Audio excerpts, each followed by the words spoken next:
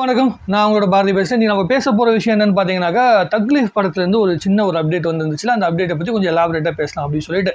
Already தக்லீஃப் திரைப்படம் தான் Kamal சாரோடைய comeback திரைப்படமாக இருக்கும் விக்ரம் படத்துக்கு பிறகு அப்படின்னு சொல்லி வந்து எல்லாரும் பயங்கரமாக எதிர்பார்த்து காத்துட்டு இருக்கிறாங்க. நானும் அதை நோக்கி தான் காத்துட்ருக்கிறேன். கமல் சாரும் சிம்பு அவர்களும் வந்து நடித்து அந்த வெளியான அந்த ட்ரெய்லரை பார்க்கும்போது பயங்கரமான எக்ஸ்பெக்டேஷன் வந்து உருவாச்சு. அதில் எந்த வித மாற்று கருத்துமே கிடையாது. கலெக்ஷன் ஓரளவுக்கு நல்ல கலெக்ஷன் வரும் அப்படின்னு எதிர்பார்க்குறாங்க. விக்ரம் படம் வந்து எடுத்த 432 கோடி ரூபாயை வந்து தாண்டி இந்த படம் கலெக்ஷன் பண்ணும் அப்படின்னு நம்புறாங்க. அதனால தான் 8 வாரம் கழிச்சு ஓடிடியில் வந்து ரிலீஸ் ஆகும் அப்படிங்கிற ஒரு அக்ரிமெண்ட் போட்டிருக்காங்க. இது எல்லாமே சரி.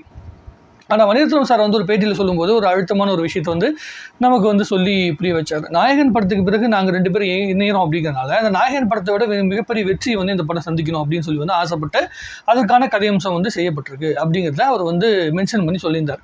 அப்போ நாயகன் படத்துடைய அந்த உலகத்துக்குள்ளே நாங்கள் இருக்கோம் அப்படின்னா, அப்போ மும்பையை சார்ந்த அந்த டான் சம்மந்தப்பட்ட அந்த உலகத்துக்குள்ளே, கேங்ஸ்டர் சம்மந்தப்பட்ட உலகத்துக்குள்ளே வந்து கமல் சார் வந்து இருக்கிறாப்புல. அவர் வந்து அவருக்கு பின்னாடி இருக்கிற காலமாக, அவருக்கு முன்னாடி இருக்கிற காலமாக, அதை தாண்டி வருகின்ற அந்த டிஏஜிங்லாம் பண்ணி அந்த கம்மியான வயசுலேருந்து கமல் சாருக்கும் சிம்பு அவர்களுக்கு இடைப்பட்ட அந்த ரிலேஷன்ஷிப் வந்து படம் ஃபுல்லாக காட்டி, அவங்க 2 பேரும் எந்த ஒரு மொமெண்ட்டில் வந்து பார்த்திங்கன்னா எதிர்க்கிறாங்க, அவங்க 2 பேத்துக்குள்ளே என்ன சண்டை அப்படிங்கிறதுலாம் வந்து பார்த்திங்கன்னா படம் வந்து பேசுது அப்படின்னு சொல்லியிருக்கிறாங்க.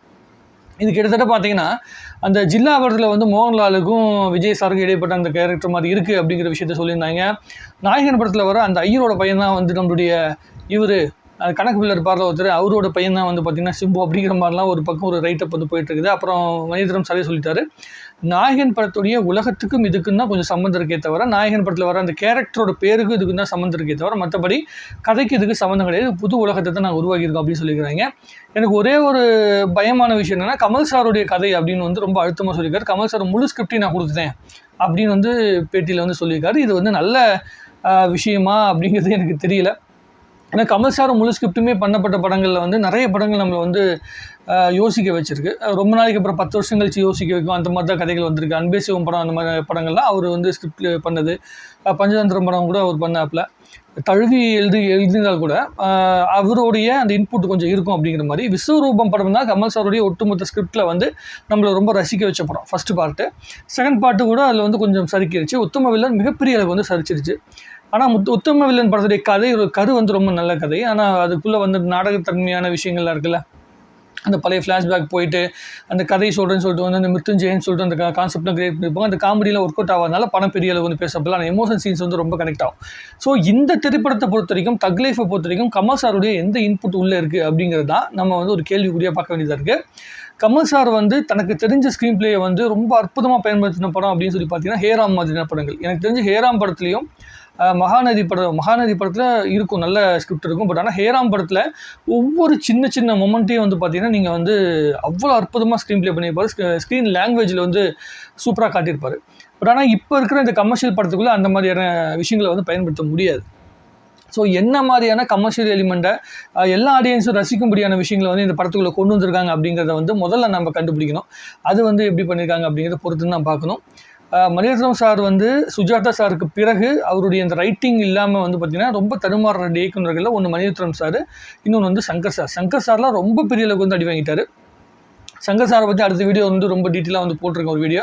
அதை பார்த்தீங்கன்னா உங்களுக்கு தெரியும் என்ன மாதிரியான ஒரு சூழ்நிலைக்குள்ள சங்கர் சார் இருக்கிறார் அப்படிங்கிறத வந்து நம்ம அடுத்த வீடியோவில் பேசியிருக்கு. மணிரத்னம் சார் வந்து சுஜாதா சாருடைய நல்ல ரைட்டிங்கில் வந்து நிறைய நல்ல நல்ல படங்கள் கொடுத்துருக்காரு. அலைப்பாய்தை படமாக இருக்கட்டும், அதே மாதிரி வந்து அவர் லைஃப்பில் பண்ண பல படங்களில் வந்து பார்த்திங்கன்னா சுஜாதா சாருடைய ரைட்டிங் வந்து இருக்கும். ஆனால் அந்த படங்கள் தான் மிக அழுத்தமாக பேசப்பட்ட படங்களாக இருந்துச்சு, தளபதி படம் உட்பட எல்லா படங்களுமே. ஆனால் இப்போது மணிரத்னம் சார் எடுத்த பல படங்களில் அவருடைய வசனங்கள் வந்து பெரிய அளவுக்கு வந்து பேசப்படலை. இப்போ அலைப்பாய்தை படத்தில் வர நான் வந்து லவ் பண்ணல அப்படிங்கிற அந்த டைலாக்லாம் வந்து இது வரைக்குமே 20-25 வருஷம் கழிச்சு நம்ம பேசிகிட்டு இருக்கோம். பட் ஆனால் இப்போ பக்கமாக வந்து பல படங்களில் வந்து ரொம்ப அழுத்தமாக கதையம்சம் இருந்த ஆவரன் படத்தில் கூட நம்ம அந்த டைலாக்லாம் பேசலை.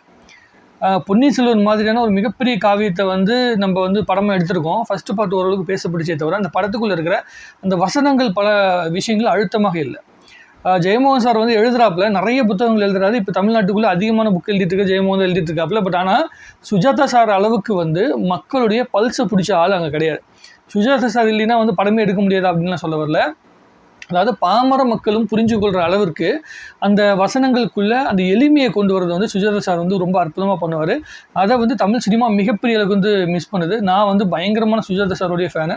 அவருடைய நாவலும் படிச்சிருக்கேன், அதே மாதிரி அவருடைய அந்த ஏன் எதற்கு எப்படின்னு ஒரு புக் இருக்கும், அதெல்லாம் படிச்சிருக்கேன். படிக்கும்போது அதில் ரொம்ப அற்புதமான விஷயங்கள் வந்து புலப்பட்டுச்சு. அந்த எளிமையை வந்து கமல் சாருடைய ரைட்டிங்கில் மணிரத்னம் சார் வந்து இந்த படம் மூலமாக கடத்தினார்னா மிகப்பெரிய வெற்றி அடைவதற்கான வாய்ப்புகள் அதிகம் தமிழில். ஸோ தமிழ்நாடு, தெலுங்கு, அதுக்கப்புறமேட்டு மலையாளம், கன்னடம், இந்த இடம் வந்து சவுத் இந்தியாவுக்கு தகுந்த மாதிரி அந்த கல்ச்சருக்குள்ளே படம் பண்ணப்பட்டிருக்கும். ஆனால் நார்த் இந்தியாவுக்கு பிடிக்கிற மாதிரி இந்த படத்துக்குள்ளே என்ன விஷயங்கள் வச்சுருக்காங்க அப்படிங்கிறத நம்ம பொறுத்து பார்க்கணும். ஐமேக்ஸில் தான் ரிலீஸ் பண்ணுறாங்க. ஸோ ஓரளவுக்கு கலெக்ஷன் வந்துடும். ஆனால் எதிர்பார்க்குற மிகப்பெரிய கலெக்ஷன் நோக்கி இந்த படம் நகருமா அப்படிங்கிறது தெரியல.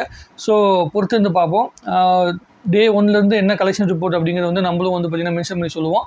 ஆக பொதுவாக பார்க்கும் பொழுது இந்த படத்தை பொறுத்த வரைக்கும் கமல் சாருடைய ஒட்டுமொத்தமான ஒரு ஸ்கிரிப்டை எடுத்து அந்த ஸ்கிரிப்டை வந்து மணிரத்னம் சார் தன்னோட ஸ்டைலில் வந்து மாடிஃபை பண்ணி படம் பண்ணியிருக்காரு. அப்படிங்கும்போது அதில் எதிர்பார்ப்பு ஒரு பக்கம் இருந்தாலும் கொஞ்சம் பயமும் இருக்குது ஒரு சினிமா ரசிகராக.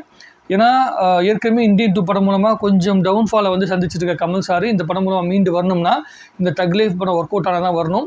சிம்பு அவர்கள் வந்து பார்த்திங்கன்னா மீண்டு வரணும்னாலும் இந்த தக் லைஃப் படம் மூலமாக தான் மிகப்பெரிய இடத்த சந்திக்க முடியும். மாநாடு படத்துக்கு பிறகு இன்னும் பெரிய ஃபேமில் வந்து சிம்பு அவர்கள் வந்து உட்காராமல் தான் இருக்காப்புல. பல படங்கள் வந்திருந்தா கூட மாநாடு படம் தான் எல்லா மக்களாலுமே ரொம்ப அற்புதமாக ரசிக்கப்பட்ட படமாக இருந்துச்சு. ஸோ அந்த இடத்த மறுபடியும் இதில் ரீட்டைன் பண்ணிடுவார் அப்படின்னு நான் நம்புகிறேன். இதெல்லாம் எனக்கு தோணுச்சு அந்த பேட்டிகளை பார்க்கும்போது. உங்களுக்கு என்ன தோணுது அப்படிங்கிற விஷயத்தை நீங்கள் கமெண்ட் எழுதுங்க. இன்னும் நிறைய பேசுவோம். வாழ்க தமிழ்நாடு, வளர்க தமிழ் சினிமா.